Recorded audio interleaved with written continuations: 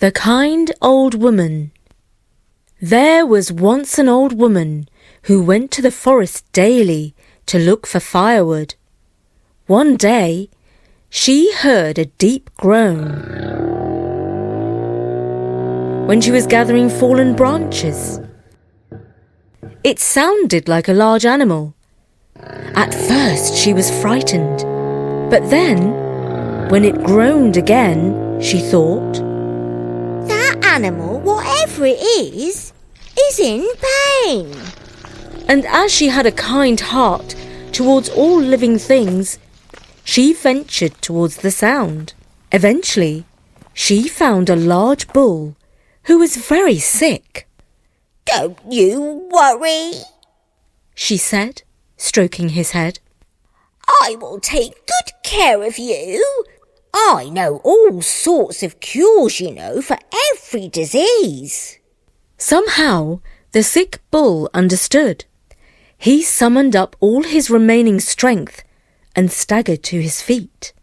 Then he followed the old woman towards her home. On their way, they crossed paths with the bull's former owner.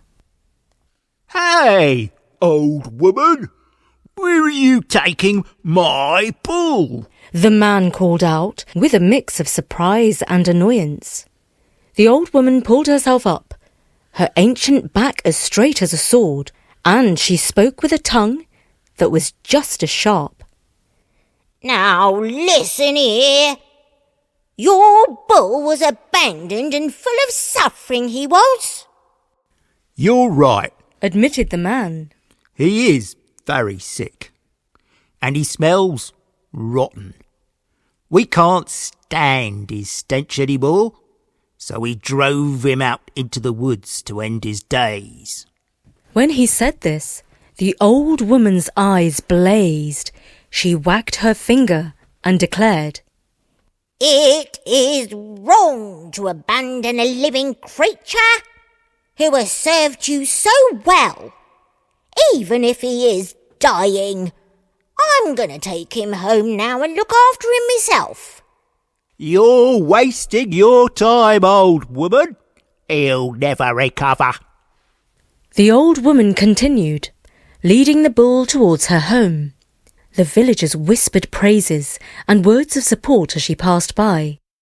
When she reached home, she cleaned the bull, gave him water and medicine, and placed him on a comfortable bed of straw. His strength grew daily, and his once dull coat became radiant. The villagers marvelled at the old woman's good fortune. Word spread quickly to the bull's previous owner.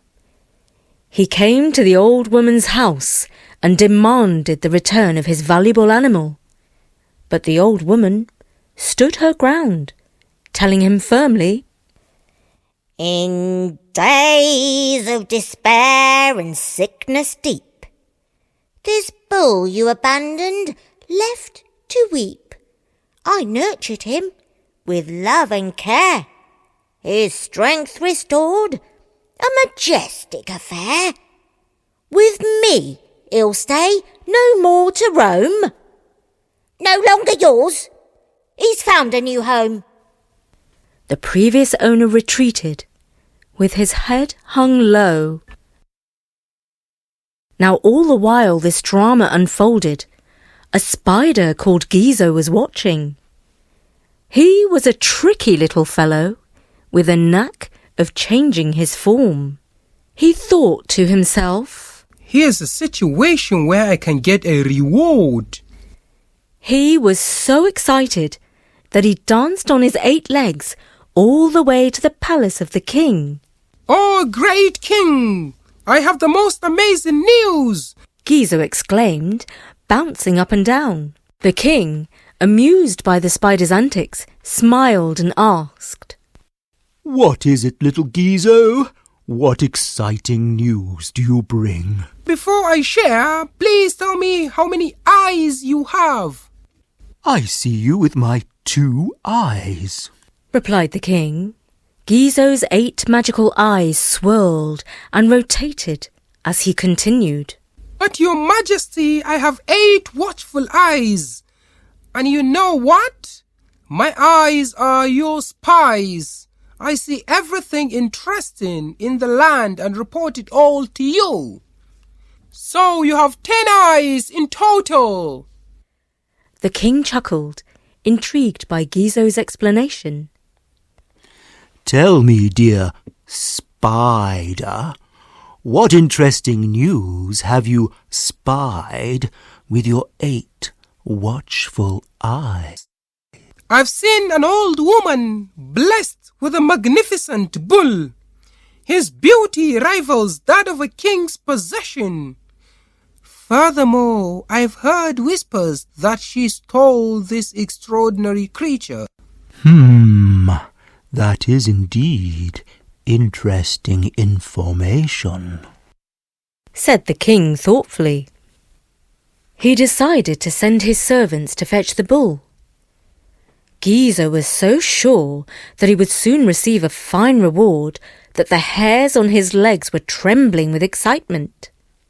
But when the servants arrived at the old lady's house, the bull, now loyal to his kind-hearted saviour, refused to leave her side. He lowed. With strength and resolve, I proudly declare, I won't depart from her loving care. When sickness plagued me, she healed my strife. This old woman is my guardian for life. The servants were surprised at this defiance. They grew angry and threatened the old woman. But the huge beast began to snort and stamp his foot. The servants grew frightened and returned to the king with the tale of the bull's loyalty and gratitude. And so the king gave up the idea of confiscating the bull from the old lady, and Gizo did not get his reward. That old woman has got the better of me for now, he said, and then he thought, I still have more spider tricks up my many sleeves. And so, with a bounce in his step, he scurried back to the old lady's village. His 8 fuzzy legs, ticklish with excitement, started doing what they did best, catching whispers and secrets floating on the breeze like an antenna. The village people said that the old woman was doing very well for herself. 3 beautiful young girls now lived with her and looked after her.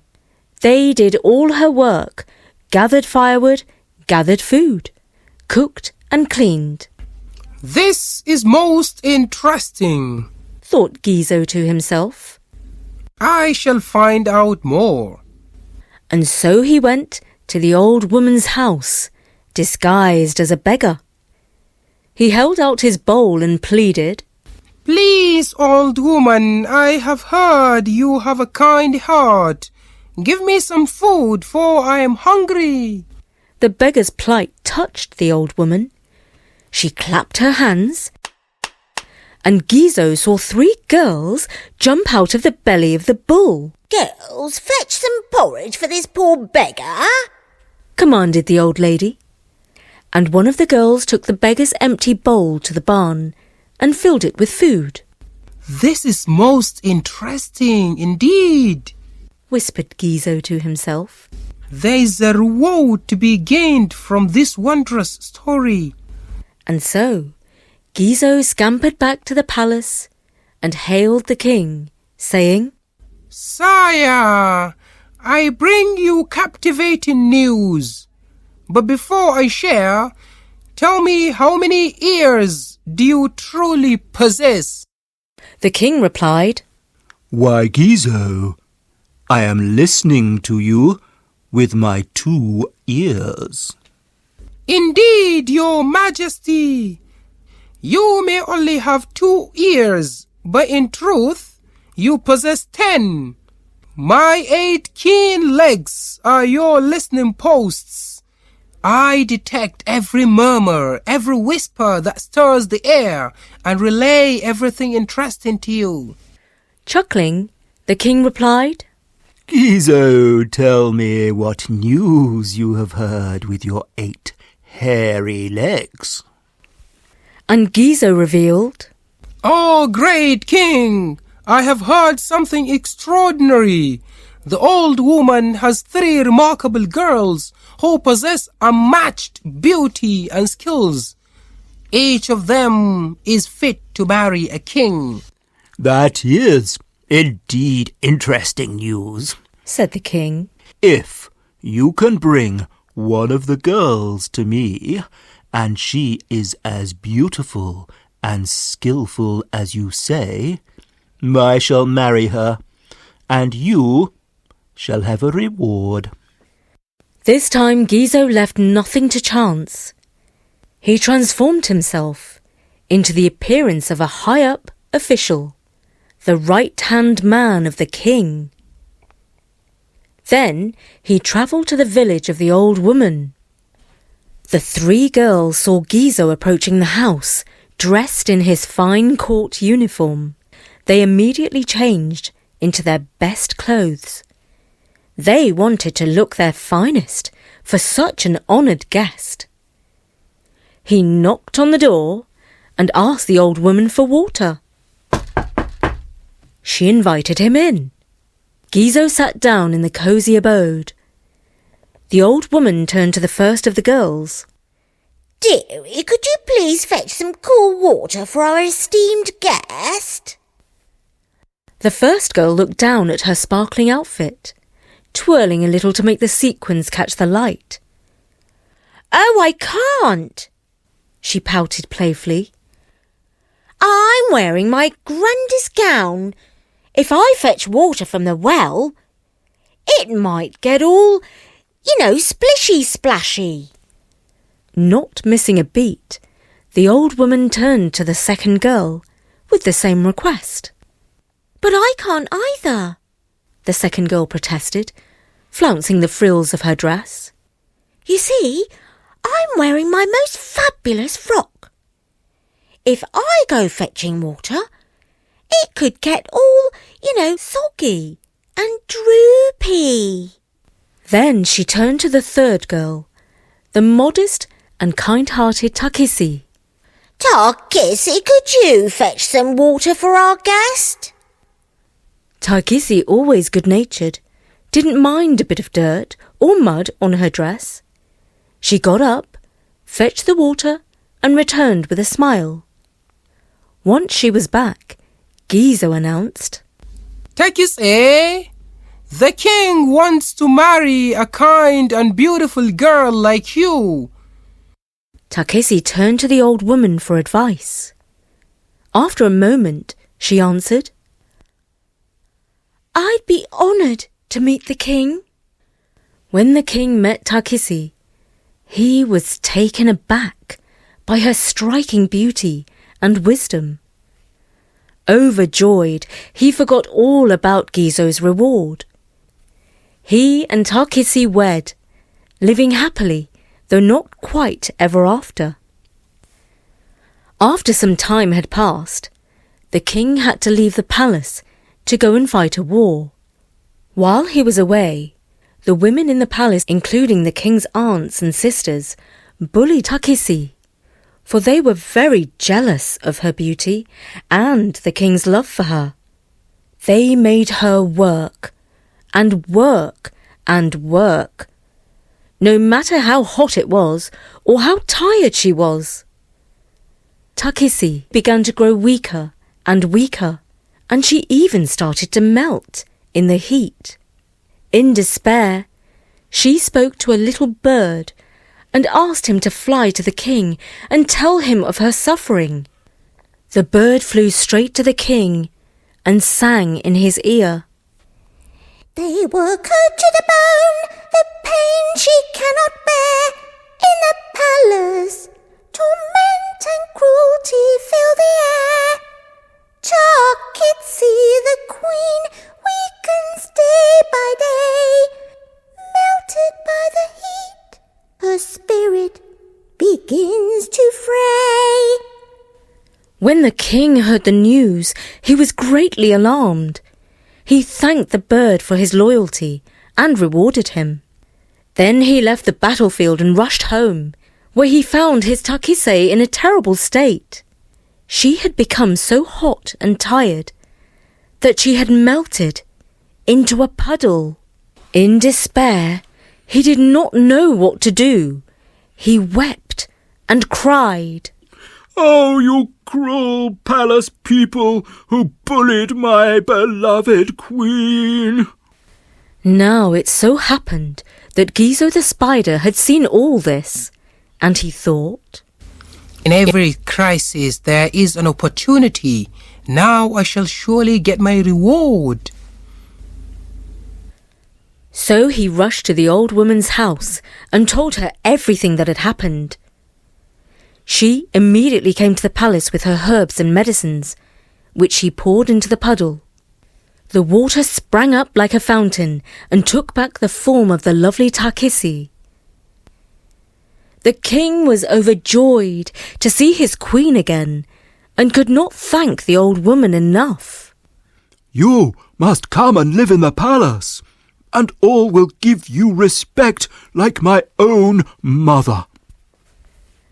The old woman smiled and replied with grace, I am content in my humble dwelling place. The joy of seeing Takise restored is my reward.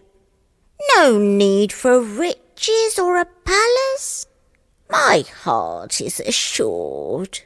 Hey, what about me? Where's my reward? asked Gizo. But the king was far too busy getting ready for his wonderful future life with Takisi to remember the tricky little spider. And I would like to say Gizo the spider learned a good lesson from this story.